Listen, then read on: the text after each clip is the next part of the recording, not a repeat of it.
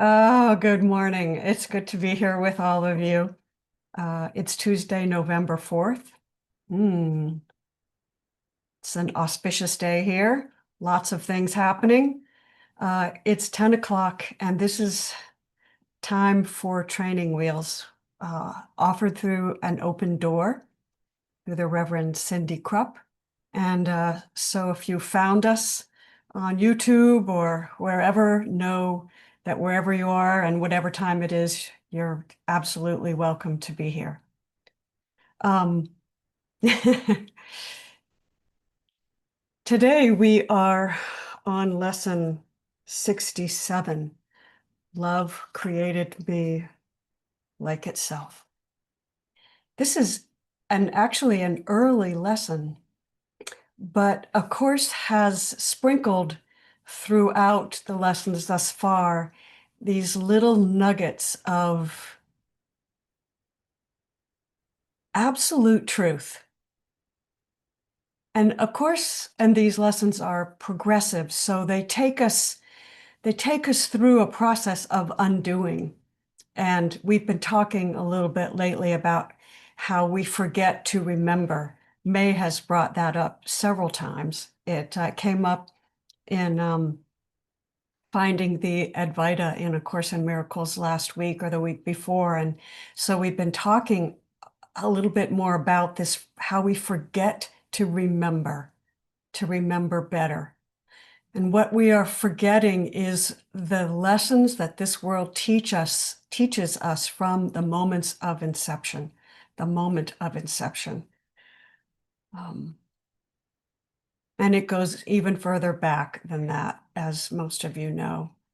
It goes beyond conception, even right up into the moment of recognizing that I am the I am, because there is that which recognizes the I am, which has no name and is pure being.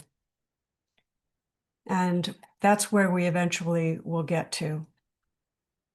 But right now, I'd like to just invite you to, you can leave your screen on or you can turn it off. I'm going to do what we normally do, is just read through the first 50 lessons, and then I'm going to read this lesson, do a little bit of commentary and a little bit of meditation on this lesson, and then we'll open it up for discussion. So I'm going to turn my video off and just begin. Settle in. Be happy with yourself. Connect with yourself wherever you are, with whatever is happening in this moment. As today's lesson tells us, this instant is the only time there is. You don't need to do anything at all. No effort, no nothing. Just be present.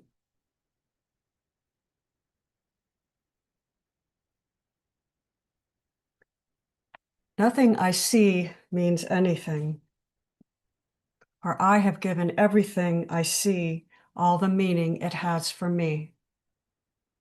So I do not understand anything I see. So these thoughts do not mean anything.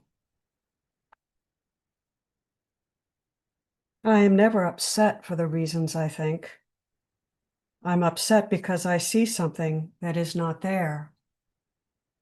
I see only the past. My mind is preoccupied with past thoughts. I see nothing as it is now.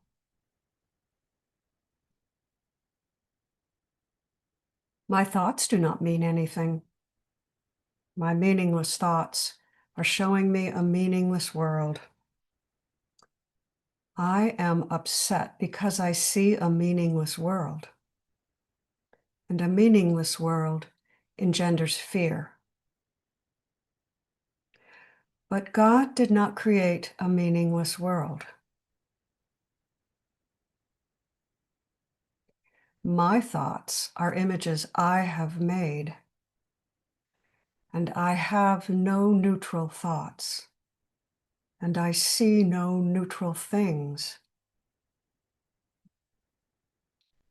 I am not alone in experiencing the effects of my seeing, nor am I alone in experiencing the effects of my thoughts, but I am determined to see. I am determined to see things differently. What I see is a form of vengeance.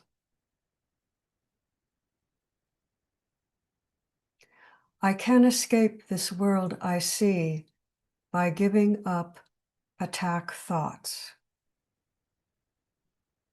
I do not perceive my own best interests, and I do not know what anything is for. My attack thoughts are attacking my own invulnerability. But above all else, I want to see. And above all else, I want to see things differently. God is in everything I see. God is in everything I see because God is in my mind. I am not a victim of the world I see. I have invented the world I see.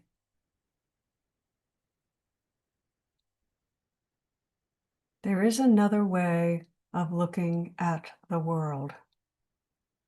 I could see peace instead of this. My mind is part of God's. I am very holy. Indeed, my holiness envelops everything I see. My holiness blesses the world. There is nothing my holiness cannot do. My holiness is my salvation. I am blessed. I am blessed as a son of God. And God goes with me wherever I go. God is my strength, and vision is God's gift. God is my source, and I cannot see apart from God.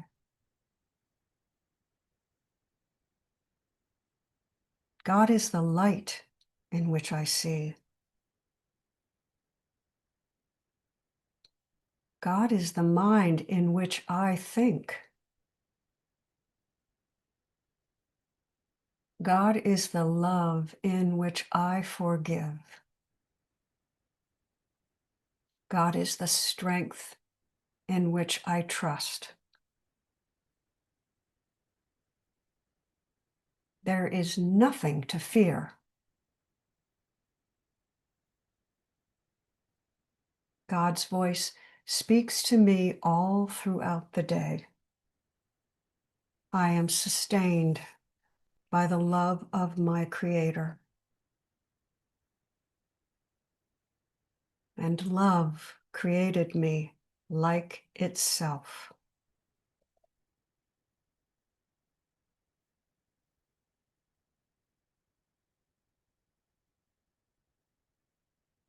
Love created me like itself. Love creates me like itself in every instant. Over and over and over, love creates, and I am that.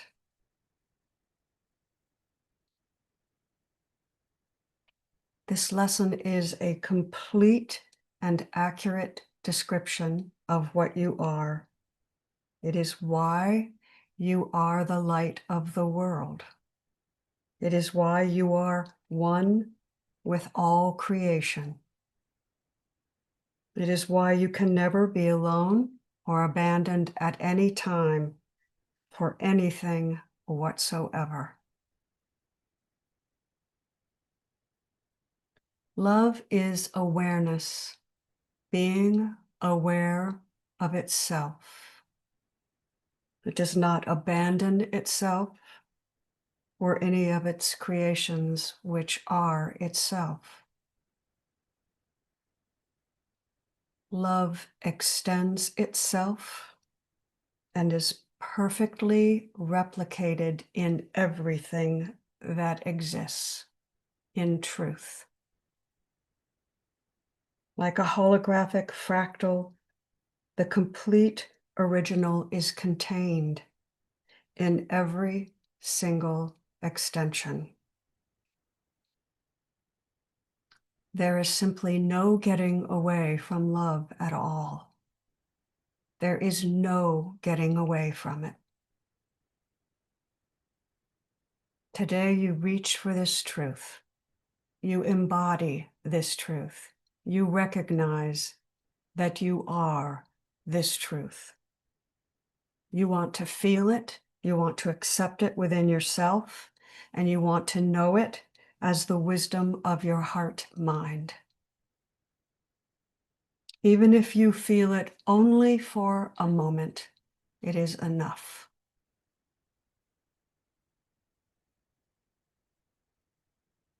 So sit where you are and relax your body even further. Let your tummy soften. Let your chest soften. Let your throat soften. Let your eyes soften. Let your hands soften. Let your brain soften.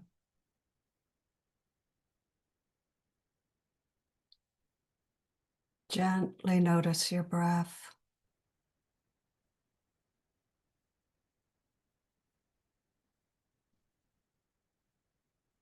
Let yourself breathe naturally.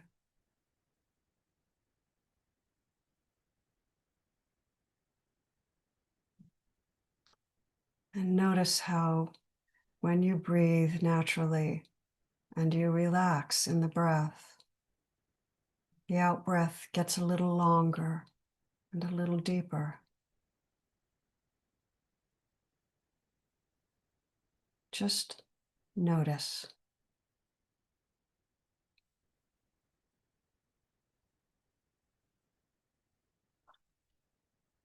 And when you're ready in your mind,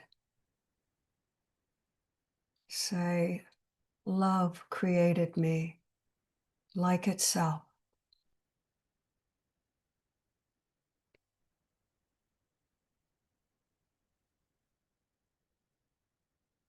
Love created me like itself.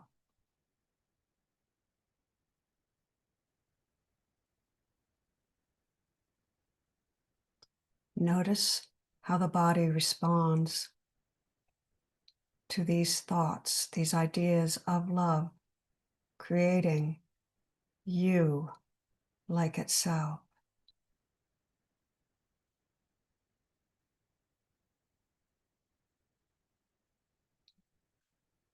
And let's go deeper. Love created me kind.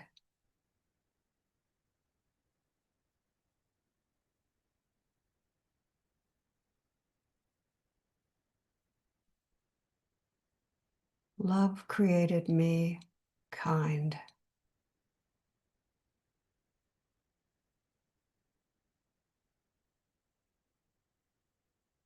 Love created me happy.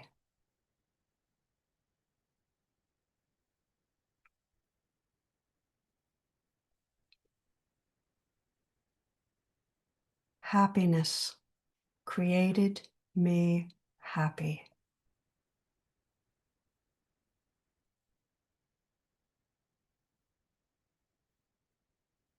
Wisdom created me wise.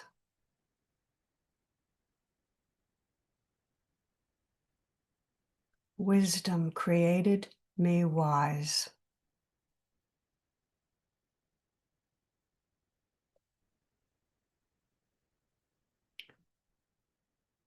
Grace created me gracious.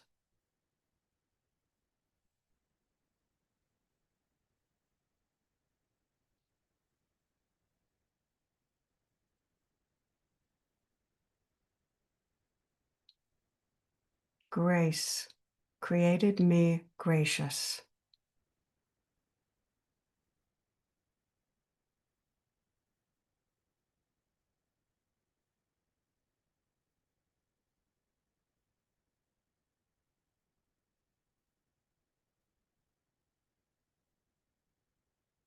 You cannot know the presence of God until you feel it. So feel the words resonate in your body.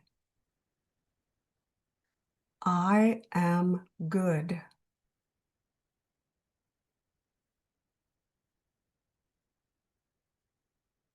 I am worthy.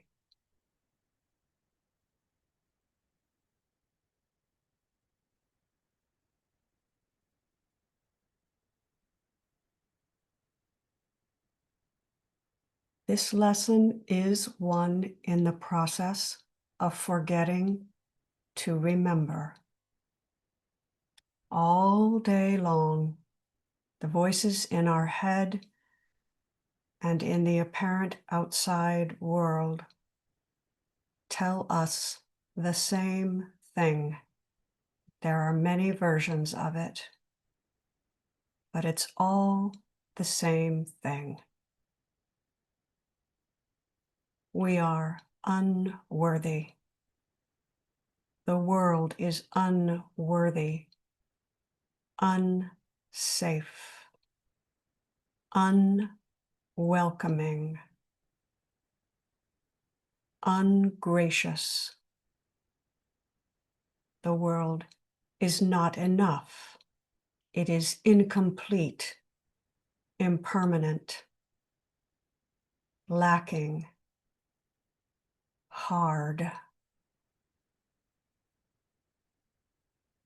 This lesson asks us to forget these thoughts. Forget these labels. These are the world's labels. See again. Behold, I see myself anew. I am goodness. Notice how when we say, I am good, or I am happy, or I am loving, how does the body feel? Does it tingle? Do you notice the lift?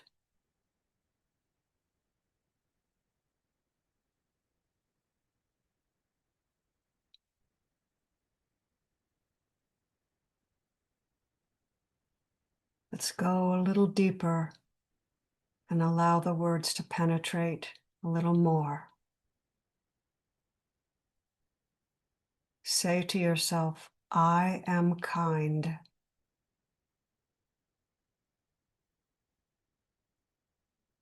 I am thoughtful.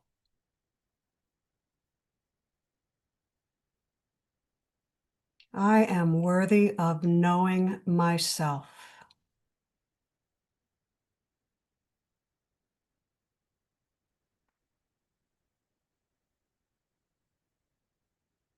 This is the tone of the upper room. Now I see myself as God created me. I am kind. I am worthy. Love created me like itself. I am this love.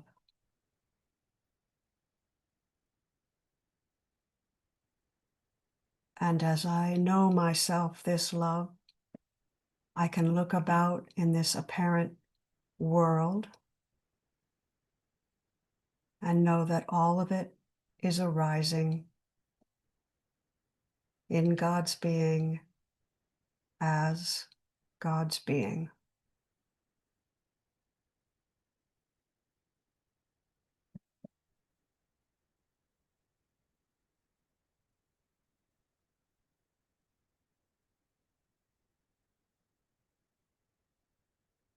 Love created me like itself.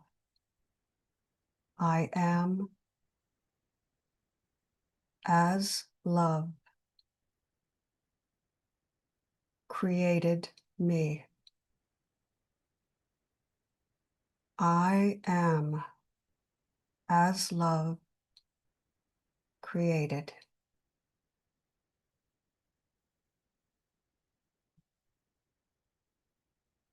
I am as love.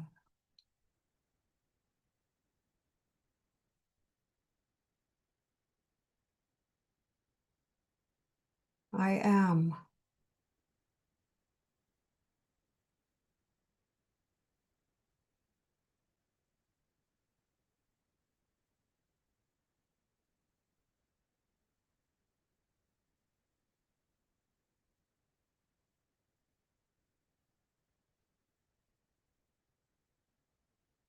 If you notice the body respond to the words, know that it is doing its job. It is communicating and echoing the tone and the vibration of the upper room. This is the body recognizing that in which it arises. This is the body echoing the truth of what you are.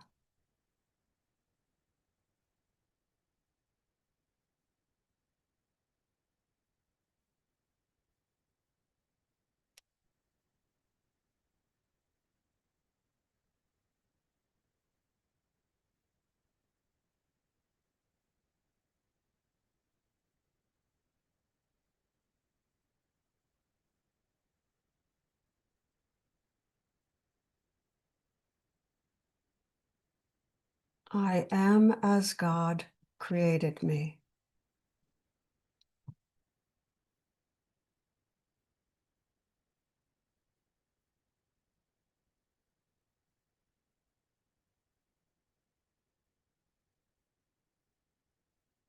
The I am is love recognizing its very being.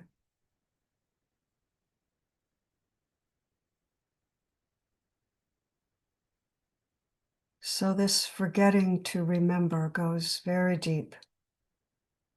It's beyond the words I am. It's beyond the word love. It's beyond the word happiness. But the words are closer to truth.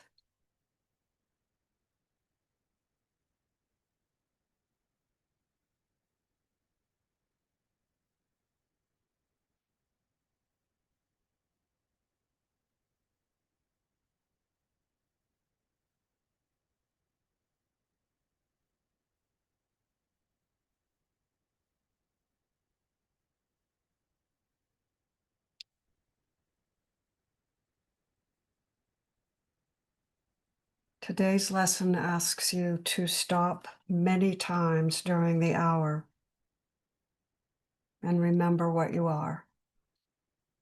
Love created me like itself. When you're ready, take some gentle breaths, cleansing breaths, centering breaths, and come on back.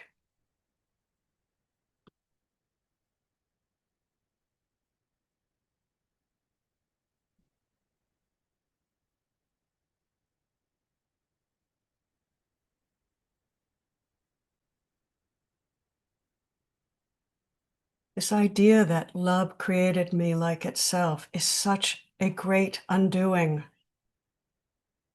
I can remember when I first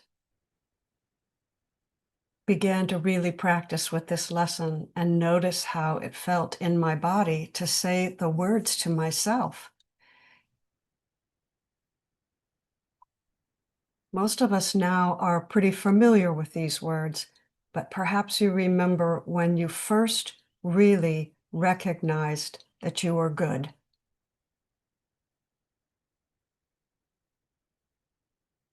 Fully and completely good. You weren't what your parents said. You weren't what the world said. You were goodness itself, and that you were worthy of knowing yourself good. That is one of the most liberating recognitions on the planet. That is so, so worthy of knowing. Once you know yourself, worthy of knowing yourself, no one can undo that. No one can take that from you. No one can change it. You are on the path. And yet, it's just the beginning.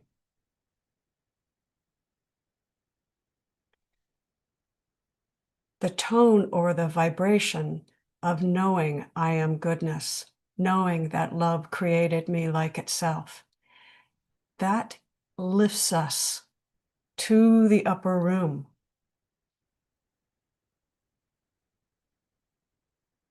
That merely opens a door to even more things.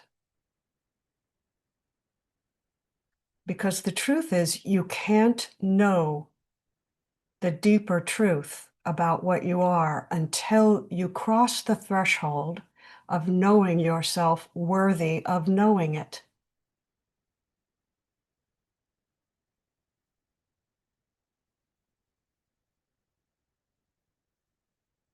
So this lesson is a beginner's lesson in many ways.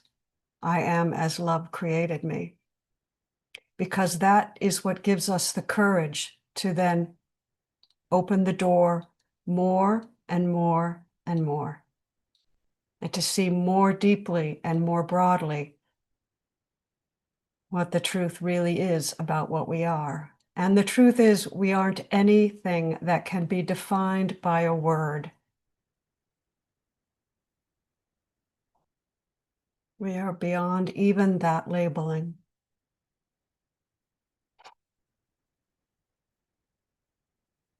So, how did this lesson find you today?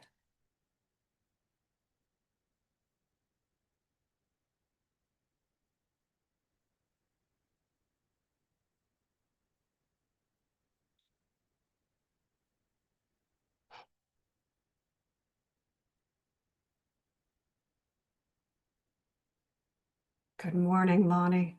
Good morning, Patricia. Lonnie and then Patricia. Good morning. That's a good question. How did this lesson find me today? Because in the experiencing of it, and I'm very careful when it comes to wanting to name anything,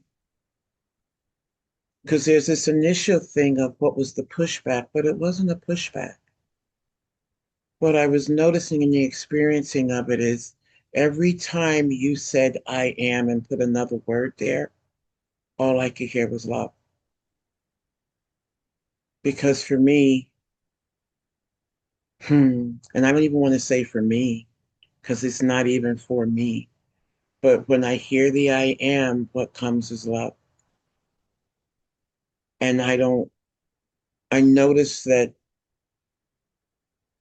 like when you said, I am happy, what I heard is, I am love. But in the discussion internally, it was, happy is relative and happy is a human emotion. I'm so much beyond that emotion. I am love. Okay, I can get there.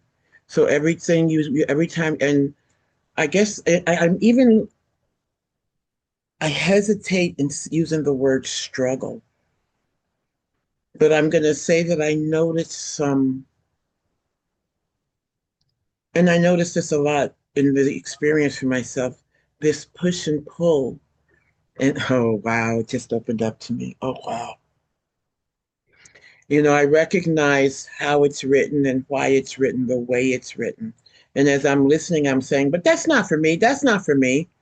As opposed to recognizing why it's written the way it's written, receiving what I get from it, and allowing the rest to be there for whoever needs to receive it. And so it's not so much me feeling, I was telling the story of I keep having to reach back to a place where I no longer exist to feel like I'm a part of this, but that's not true. Even that is the story. Um,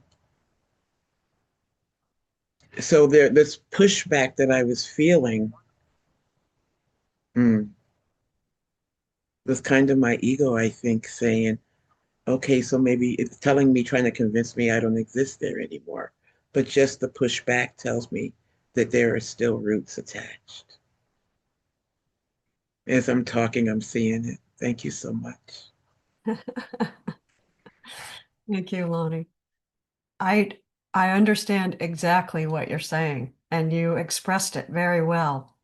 This is the subtlety of the ego, isn't it? It's so subtle. Yeah, yeah. But thank you for illuminating that. That was great. Thank you. Patricia, good Good mo- morning. good morning, everyone. Good to see you. Um, it was a wonderful reminder. I was grateful for the reminder because I do forget. And because life is lifing, and I forget. I get caught up in lifing. So thank you for the reminder. And the thing is that the labeling, goodness, I am goodness, I am worthy. I am happy, I am joyful. All those words, can trigger an image. And for me, and in that image, it's like a small bird sitting on a plant yesterday. It was joyful and happy and goodness, right? All of that right in that moment. So again, it's in the moment how all of this becomes because it is God in the moment, because that's all there is. Thank you. Thank Thank you. you. That was Thank lovely. you. Thank you. Yeah, this instant is the only time there is.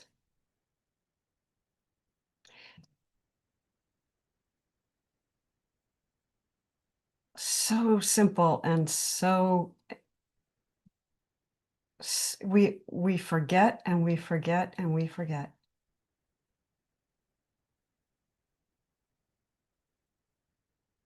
Deb, good morning. Good morning, Amy. Thank you very much. The girl is coming in hot, guys. Gotta say, the girl is coming in hot. Um, and when Lonnie was sharing, it sort of gave me permission to say to myself that I felt incongruent with the message. I felt like um, it had a life to it.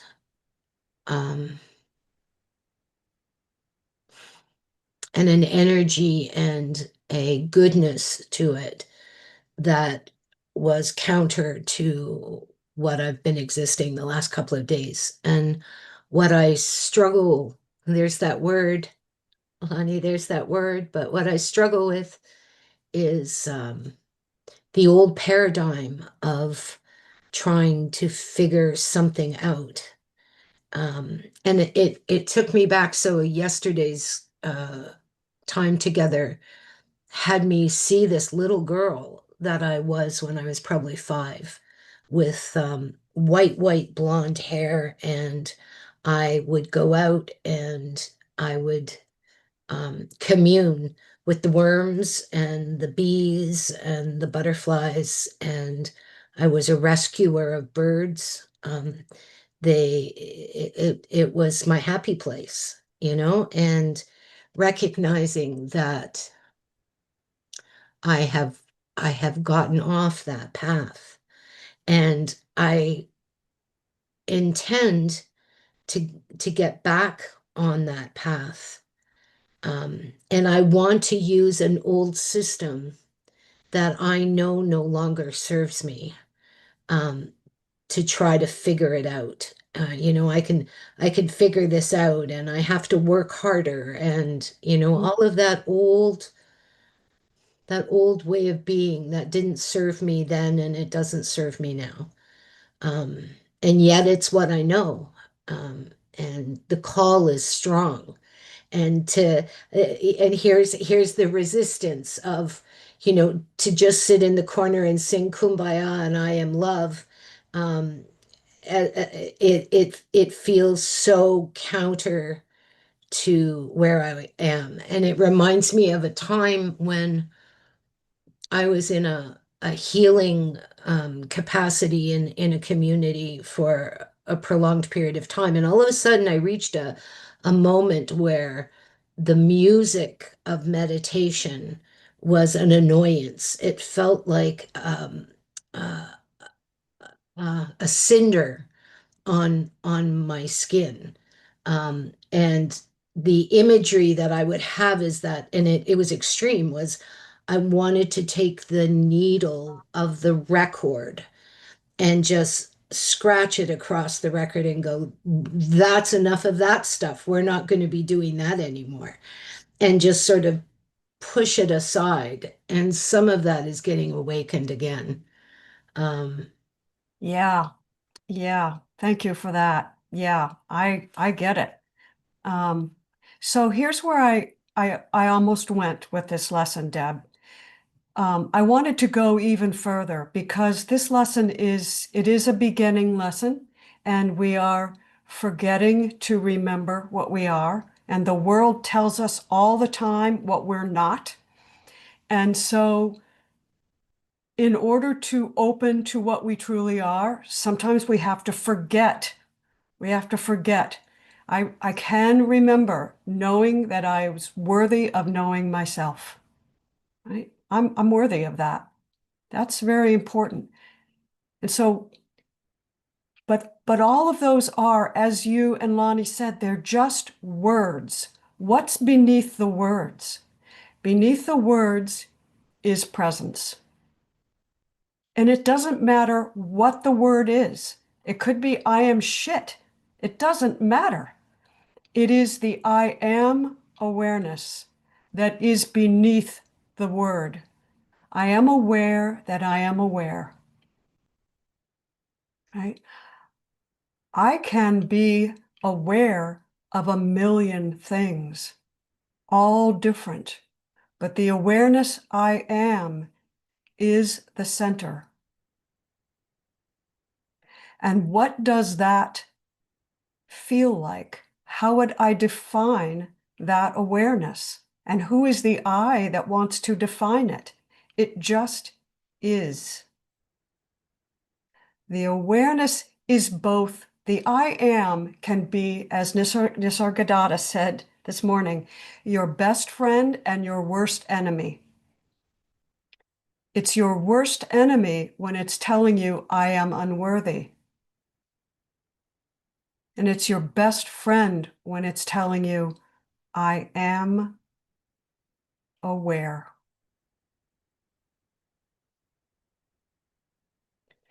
We can go even beyond the I am, though, because that which recognizes I am is pure consciousness.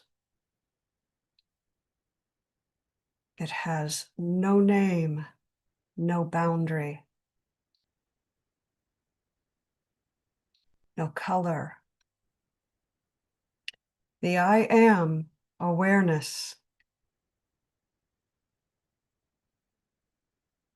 is a place to hold your center. and it is a place to become very good friends with and to return to all the time and to stay in. But knowing that that which is aware, that it is aware, is beyond even the I am. And that is full stop, open consciousness.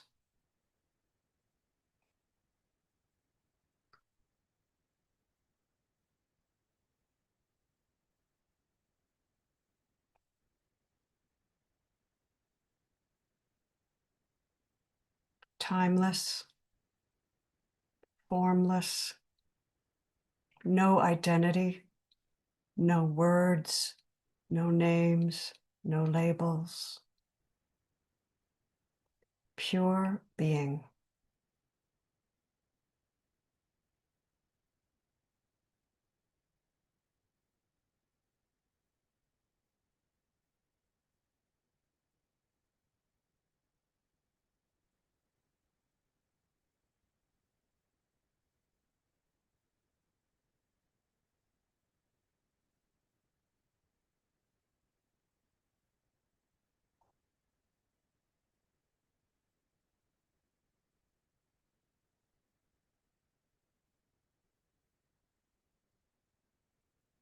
Cindy, good morning. Good morning. Deb, is it okay if I respond directly to your share? Could you, and I'm assuming that's okay with you too, Amy? Oh, yeah. Yeah. Can you unmute, Deb? Yes, I can. How irritable do you feel in this moment? Better that I let it out. Um, at the time sitting in my own skin was difficult. Yeah. You reminded me, I want to say this in I want to say congratulations. It might sound like a crazy thing to say, but I know that it's extraordinarily valuable and courageous to come into an energetic space like this when the ego is inflamed.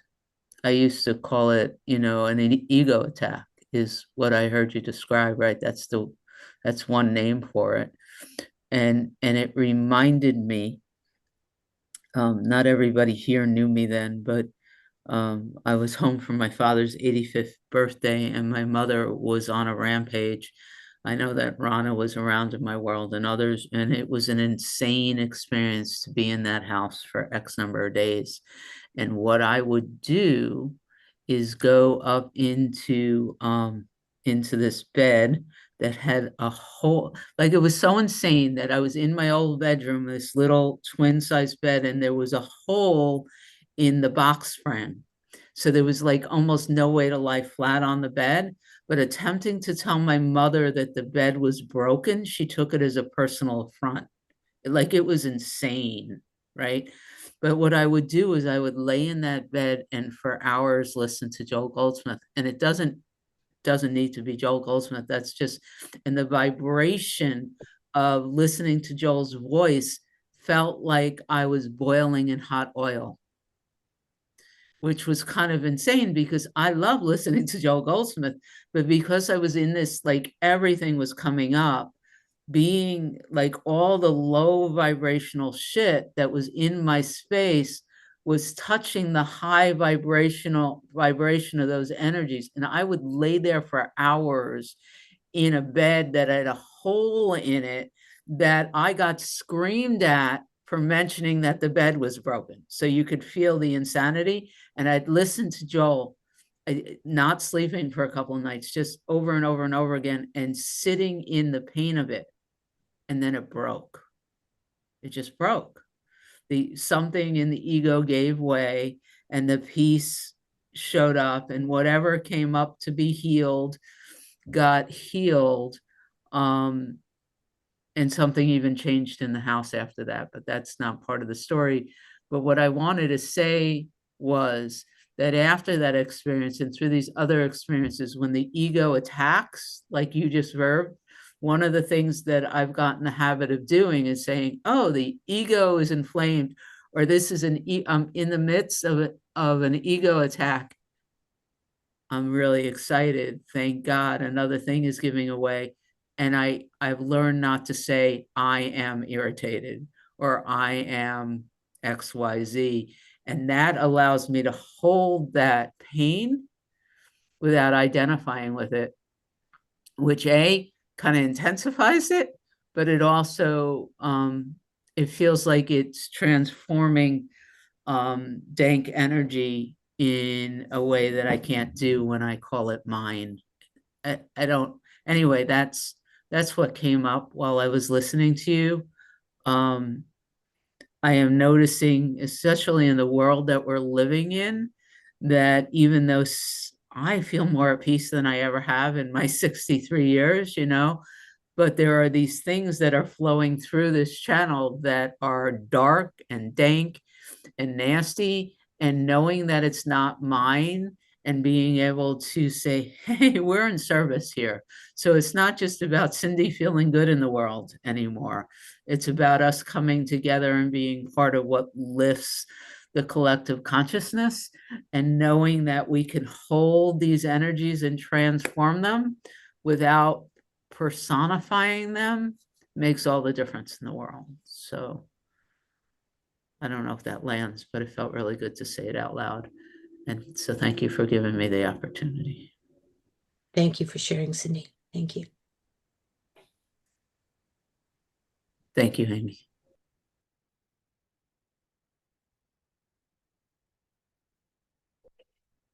Yeah, this lesson can open the door for comparison. So the lesson says, love created me like itself, but I don't feel that way right now. And what a good thing to be able to bring out into the open. So Deb, thank you for sharing that. And Lonnie too, because Lonnie brought it out as well. So as Cindy said, what do we do with those emotions when they come up? I don't feel like that right now. We don't do anything with them. We are the awareness in which the feeling arises. And it needs to move. Right? So let it move in the space of awareness.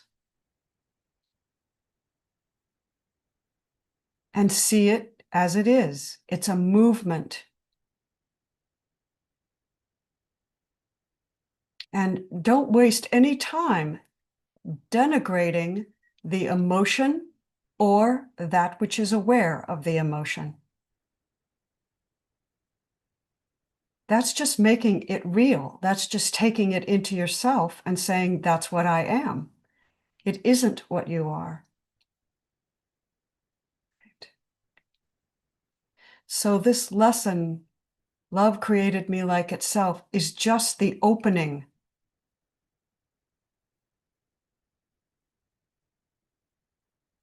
But what is behind the lesson is the I am awareness that is aware. And that is love. That actually really is love, because love allows all, love is all, and love doesn't judge. So the I am awareness is that love that allows all to arise within the space of experience. Right? And lets it be as it is. Thanks, Deb. Alice. Good morning, Alice. Glad to have you here. Good morning. Hi, everybody. Yeah, this is a great. The meditation was really provocative for me, and um, and one of a bell that rings for me in the word is worthy, and that it is for me. I feel like I and then like the conditioning of the culture or the family, and especially in my Catholicism, where I can recollect where I said, I'm not worthy to receive, like on a regular basis around something, whether it's Holy Communion or something. Um, and that the messages of not importance, not valuable, not worthy, who do you think you are, your britches are too big or whatever, messages like that that come through that came through to me a lot. It was just like, so when I hear, when I be to accept the opposite, that I am divine, um, that I am love, is a real end of a spectrum. And I feel like that the unworthiness and you're not important, and is like the toxin in the system of humanity, or our culture, or our community. Don't pretend to know, the worldwide, but I just think it's like, and I in my years is like being with other people that are working on healing, is like, wow, that person thinks they're unworthy, like that person who's so confident and talented and beautiful, they don't think they're very important, like kind of at the secret bottom of of the um of the psyche or something, call it.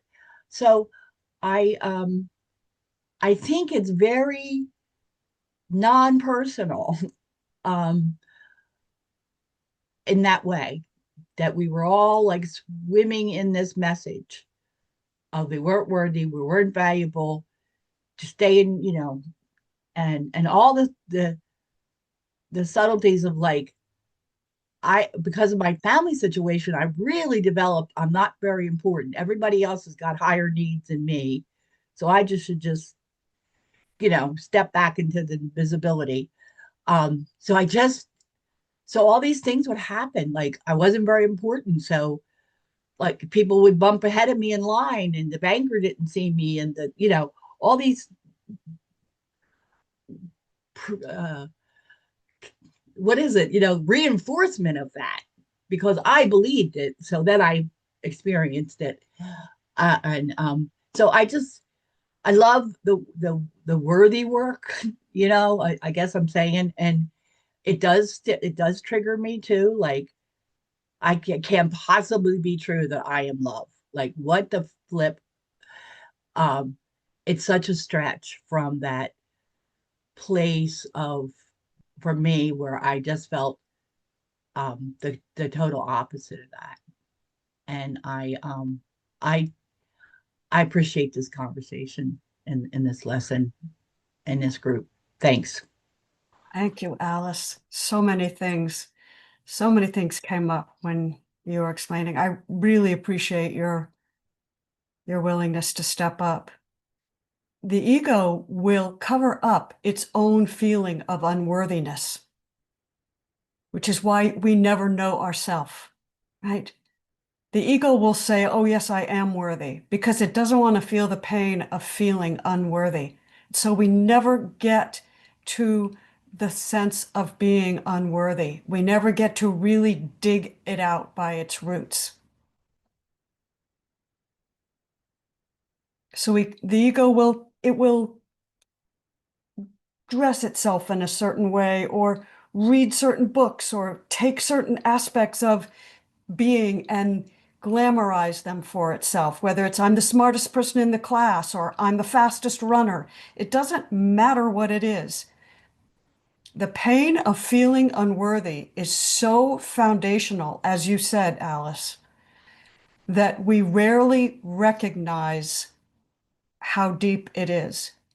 And that's part of the feeling I'm annoyed by this sense that by hearing that I am happiness. That annoys me to hear that. that, as Lonnie showed us, is worth exploring. What is annoyed by that?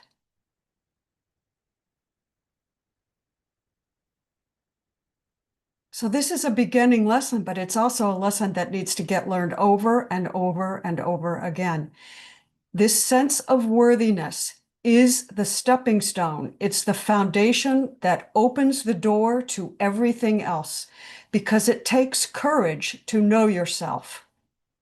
It takes courage to see the truth. And if you don't know from a foundation that you're worthy, you'll never go there.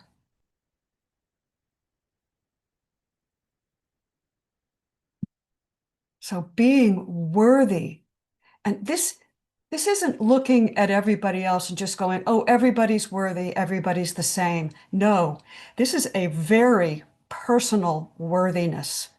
This is worthiness to your core.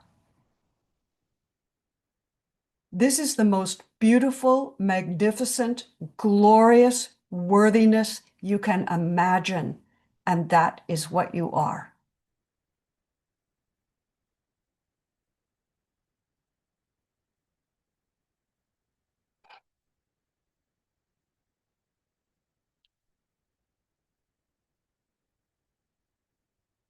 So thank you, Alice, for bringing that topic up. Thank you. Lonnie, and then Meg. This, there's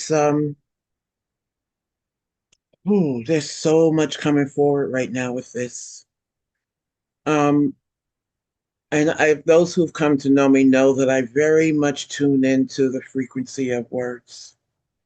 And so that idea of struggle, that word keeps hanging out. And so I just asked inside of me just now about why not struggle? And what I hear is we're not searching. We're not in search, so why struggle? And so then I started being curious about, what does that really look like and mean in this system? And I came to just like I'm very, very visual this morning. Like when you were talking about the I am, I got this image of I being the smallest letter in the alphabet. And that humanity in separation places himself in the smallest letter in the alphabet, not realizing that the I really is everything that explodes around the smallest letter in the alphabet in this weird kind of way. But I also realized that, holy shit, for this existence, for this being, struggle belonged to trying to survive. I stopped searching when I moved out of survival and when I moved into the thrive, or what I can recognize as the thrive, because there was nothing more to search for. I was no longer looking for what was wrong with me, what was I missing, how was I, to use the words, unworthy? How did I not? When it became so that it didn't matter how any of that came out, because I knew the truth, which is I am love. That's when the struggle stopped for me. And it just took me into just this broader field of even my relationship to the experience of pain, because it changed. And I'm a person with very little cartilage in my body, so I have a lot of joint replacements. But learning how to be in presence with pain and not push back from it, but to relax around it, literally is what has freed me from the pain and all the stories that came with it. Learning how to just be in and with as, and in the allowance of it. And again, the push against, that was when I was trying to survive, but I have survived. And I recognize that in the thrive, I have nothing to search for.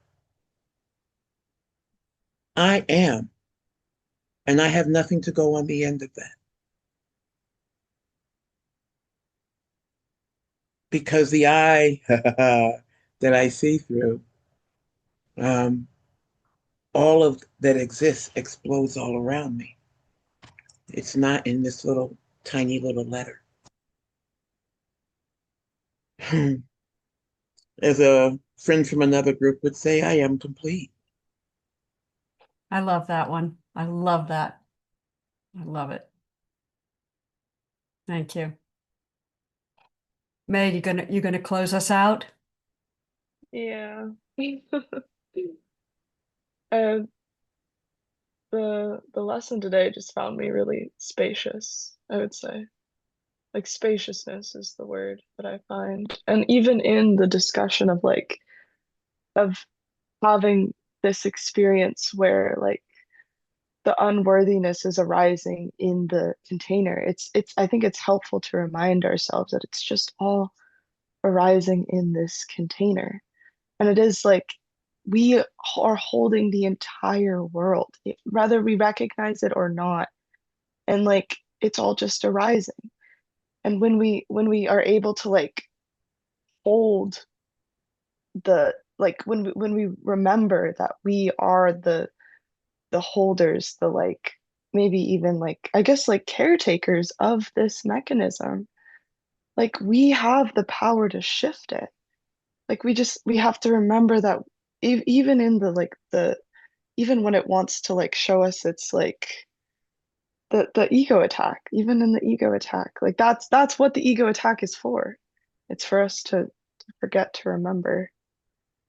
Yeah, and I feel a lot of gratitude for being able to like transform my experience in this way. Like this is all so new to my individuation, but it's like it's the most wonderful thing because I know that it's just forever.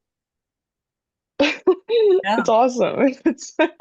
Isn't it amazing? It is amazing and unending. I know. I agree. yeah. Yes. Thank you. Oh, well, I want to say thank you to everyone for being here. We're going to be meeting again in an hour with 12 stepping. And who's leading 12 stepping, Cindy? There you go. Oh, good. Okay. All right.